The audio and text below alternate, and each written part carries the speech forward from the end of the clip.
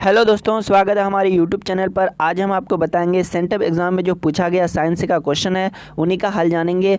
और जो भी स्टूडेंट अभी तक नहीं मिलाए हैं वो ध्यानपूर्वक मिला लें, ताकि ये क्वेश्चन बहुत ही इंपॉर्टेंट है और आपका एग्ज़ाम में भी पूछ सकता है। क्योंकि सेंटअप एग्ज़ाम एक बोर्ड एग्ज़ाम के बराबर का क्वेश्चन होता है और इसमें कोई भी अंतर नहीं होता है। बिल्कुल आपको इसी तरह इसी टाइप का क्वेश्चन पूछेगा, इसलिए वीडियो को अंत तक देखिए और आप अपने आंसर को मिलाइए। तो चलिए हम वीडियो को शुरू करते हैं। हमारा पहला प्रश्न है, प्रतिबिंब का आकार हमेशा वस्तु के आकार से छोटा होता है, यानी किस दर्पण में होता है? तो ये दर्पण में होता है, उत्तल दर्पण में होता है, इसलिए ऑप्शन नंबर ए इसका राइट है। दोस्तों टिक में नहीं जाइएगा, टिक चूँकि गलती भी है, हम जो बताएंगे वही 100% सही होगा। तो चलिए दूसरा सवाल है, निम्नलिखित में से कौन लेंस मुख्य फोकस बिंदु की संख्या होती है? तो ये मुख्य फोकस की बिंदु की संख्या होती है ऑप्शन नंबर ए, यानी 2 होती है।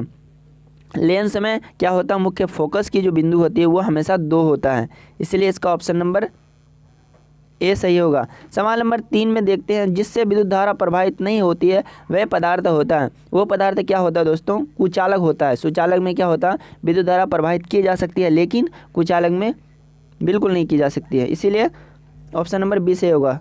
उसके बाद चलते हैं हम सवाल नंबर 4 में कहता है कि श्वेत प्रकाश में कितने रंग होते हैं? श्वेत प्रकाश में 7 रंग होते हैं, इसीलिए ऑप्शन नंबर सी इनका सही है। सवाल नंबर 5 में चलते हैं, घटपर्णी एक उदाहरण है, इसका ऑप्शन बी होगा, यानी दलहनी पौधे। सवाल नंबर 6 में देखते हैं, निम्नलिखित में से कौन जंतु चमड़ी और एवं फेफड़े दोनों से सांस ले सकता है? तो ये मेढक है, जो कि अपना फेफड़े और चमड़ी दोनों से सांस ले सकते हैं। सवाल 7 में कहता है, लाल रक्त कोशिका में लाल वर्णक होता है, ये हेमोग्लोबिन के कारण होता है। दोस्तों अगर आप पढ़े हैं तो आपको अच्छी तरह मालूम होगा। सवाल नंबर 8 में कहता है, नेफ्रॉन पाया जाता है। नेफ्रॉन हमेशा वृक्क में पाया जाता है, इसलिए ऑप्शन नंबर ए इसका राइट होगा। चलिए और क्वेश्चन नंबर 9 में देखते हैं, रासायनिक अभिक्रियाओं को किस तरह से व्यक्त किया जाता है? रासायनिक अभिक्रियाओं को हमेशा समीकरणों द्वारा व्यक्त किया जाता है, इसलिए ऑप्शन नंबर सी इनका सही होगा। सवाल नंबर 10 में देखते हैं, सल्फ्यूरिक अम्ल का अणुसूत्र क्या है? सल्फ्यूरिक अम्ल का जो अणुसूत्र होता है ये होता है ऑप्शन नंबर बी, यानी H2SO4, यानी सल्फ्यूरिक अम्ल। इसको हाइड्रोजन सल्फेट भी कहा जाता है। सवाल नंबर 11 में देखते हैं, हेमेटाइट निम्नलिखित में किस धातु का अयस्क है? हेमेटाइट जो है ये है ऑप्शन नंबर ए, यानी आयरन का अयस्क है। आयरन का 3 अयस्क होता है, जिनमें से एक क्या है, हेमेटाइट है। सवाल नंबर 12 में देखते हैं, CH3Cl का IUPAC नाम होता है, यानी इंटरनेशनल नाम क्या होता है इसका? इसका जो नाम होता है दोस्तों, मिथाइल क्लोराइड, इसलिए ऑप्शन नंबर ए इनका सही होगा। सवाल नंबर 13 में देखते हैं, विद्युत परिपथ में विद्युत फ्यूज किस सिद्धांत पर कार्य करती है? ये करती है उष्मीय प्रभाव पर कार्य करती है, उष्मीय सिद्धांत पर कार्य करती है, इसलिए ऑप्शन नंबर ए इनका सही होगा। सवाल नंबर 14 में देखते हैं, चुंबकीय क्षेत्र का एसआई मात्रक क्या होता है? चुंबकीय क्षेत्र का एसआई जो मात्रक होता है वो होता है टेस्ला, इसलिए ऑप्शन नंबर ए इनका सही होगा। क्वेश्चन नंबर 15 में चलते हैं, ईंधन का उदाहरण है, ऑप्शन ए देता है लकड़ी, option B CNG, option C LPG, option D इनमें से सभी, यानी ऑल ऑफ दिस, इनमें से सभी होगा, तीनों होता है, इसलिए ऑप्शन नंबर डी इनका राइट होगा। उनके बाद सवाल नंबर 16 में देखते हैं, प्रतिबिंब की प्रकृति होती है। प्रतिबिंब की जो नेचर होता है ना दोस्तों, वो वास्तविक होता है और काल्पनिक दोनों होता है, इसलिए ऑप्शन नंबर सी इनका सही है। सवाल नंबर 17 में देखते हैं, 17 में कहता है, कोशिका में युग्मकों की संलयन की परिणति कहलाती है। युग्मकों की जो संलयन होती है ना, वो परिणति उसको कहते हैं जायगोट, इसलिए ऑप्शन नंबर सी इनका राइट होगा। सवाल नंबर 18 में चलते हैं, 18 में कहता है, मेंडल के द्विसंकरण का लक्षण प्रारूपीय अनुपात निम्नलिखित में कौन है? तो इसका ऑप्शन नंबर डी, यानी 9:3:1 होता है। सवाल नंबर 19 में देखते हैं, ओजोन क्या है? जो लोग पढ़े हैं O3 को, इस तरह O3, तो अच्छी तरह समझ लेंगे कि O3 एक क्या है, गैस है, इसलिए ऑप्शन नंबर ए इनका 100% सही होगा। सवाल नंबर 20 में कहता है, निम्नलिखित में कौन सा घटक हमारे शरीर के लिए आवश्यक है? तो हमारे शरीर में क्या क्या घटक हो सकता है? ऑप्शन ए विटामिन की कमी हो सकती है, खनिज पदार्थ भी लेते हैं, पोषक तत्वों को भी लेते हैं, इसलिए ऑप्शन नंबर डी इनका सही होगा ऑप्शन नंबर डी। सवाल नंबर 21 में चलते हैं। निम्नलिखित में कौन सा ऑक्सीकारक है? तो ऑक्सीकारक से पता चलता है कि ऑक्सीकरण ही लेता होगा, इसलिए ऑप्शन नंबर इसका बी सही होगा, यानी O2। सवाल 22 में कहता अष्टक का नियम किसके द्वारा दिया गया था? अष्टक का नियम मेंडलीफ के द्वारा दिया गया था, इसलिए ऑप्शन नंबर सी इनका सही होगा। सवाल नंबर 23 में कहता निम्नलिखित में किसके प्रयोग से जल की अस्थायी कठोरता कम की जाती है? जल की अस्थायी कठोरता कम करने के लिए ये होता ऑप्शन नंबर बी, यानी बेकिंग सोडा।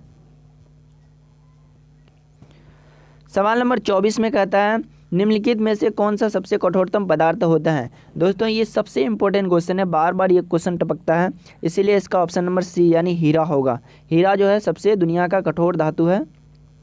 अब सवाल नंबर 25 में कहता है ए तथा बी का समतुल्य प्रतिरोध है। अब बताइए, एक समांतर में है और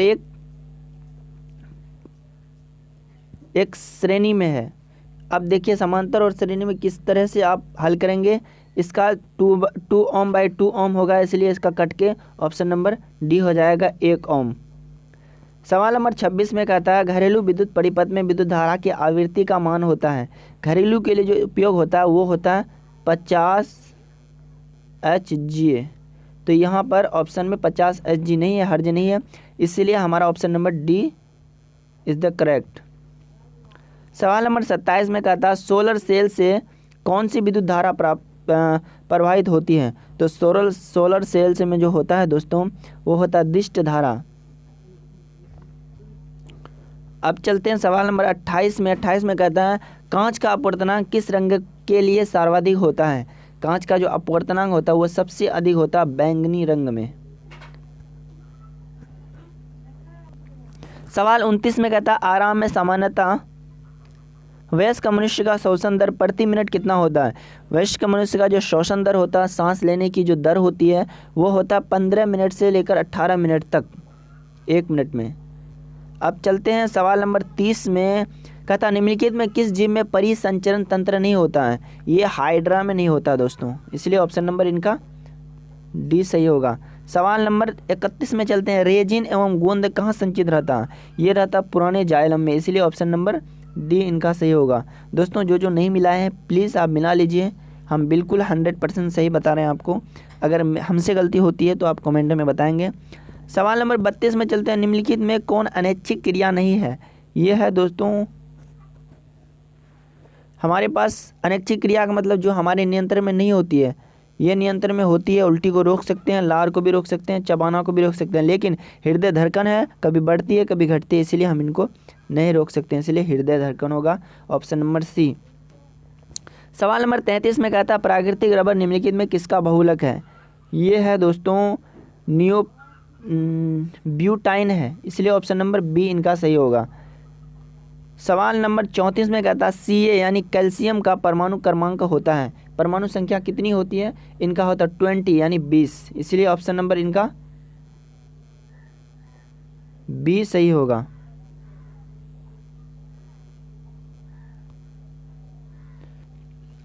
सवाल नंबर 35 में कहता है निम्नलिखित में कौन सा पदार्थ संसाधन है? तो वायु भी है, जल भी है, मृदा भी है, इसलिए इनमें से सभी है। सवाल नंबर 36 में कहता है निम्नलिखित में कौन सा बुझा हुआ चूना है? यह ऑप्शन नंबर बी CaOH का होल 2। सवाल नंबर 37 में कहता है लेंस की क्षमता है। लेंस की जो क्षमता होती है पावर ऑफ लेंस, इसका होता है ऑप्शन नंबर सी यानी P बराबर 1/f। सवाल नंबर 38 में कहता है नेत्र में किसी वस्तु का कैसा प्रतिबिंब बनता है? तो नेत्र में जो बनता है दोस्तों वास्तविक उल्टा और छोटा बनता है। सवाल नंबर 39 में देखते हैं वोल्ट बराबर होता है जूल पर कूलम, इसलिए ऑप्शन नंबर बी सही होगा। सवाल नंबर 40 में देखते हैं विद्युत घंटी विद्युत धारा के किस प्रभाव पर काम करती है? ये करती है ऑप्शन नंबर बी यानी चुंबकीय प्रभाव पर काम करती है। सवाल नंबर 41 में देखते हैं ऊर्जा उत्पादन के लिए कोशिका प्रायः किसका उपयोग करती हैं? ये करती है ग्लूकोज का, इसीलिए ऑप्शन नंबर ए सही होगा। सवाल नंबर 42 में चलते हैं। इष्ट में कैसा जनन होता है? इष्ट में जो होता है ये होता है विखंडन द्वारा जन्म होता है, इसलिए ऑप्शन नंबर सी इनका सही होगा। सवाल नंबर 43 में विकासीय दृष्टि से हमारी समानता किससे अधिक है? हमारी समानता चिंपांजी से है, इसीलिए ऑप्शन नंबर बी इसका सही होगा। सवाल 44 में कहता है तापमान, वर्षा तथा पवन पर्यावरण से कैसा कारक है? यानी कैसा कारक है ये है ऑप्शन नंबर बी, यानी भौतिक कारण है, परिवर्तन होते रहता है। सवाल 45 में कहता है अपच के उपचार के लिए निम्न में से किस औषधि का उपयोग होता है? ये होता ऑप्शन नंबर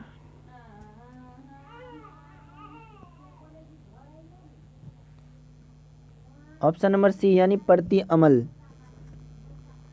सवाल 46 में कहता है निम्नलिखित में कौन सा पदार्थ ऑक्सीजन से संयोग नहीं करता है? ये जो होता है दोस्तों, ये होता जस्ता, ऑप्शन नंबर सी, यानी नहीं करता ऑक्सीजन से। सवाल 47 में कहता आहर एवं पानी निम्नलिखित में किस राज्य की जल संचयन है? ये है Madhya Pradesh, option number A. सवाल 47 तक ही है दोस्तों। अगर आपको वीडियो अच्छी लगी तो वीडियो को लाइक कीजिए। अभी तक चैनल को सब्सक्राइब नहीं किया है तो चैनल को सब्सक्राइब करें।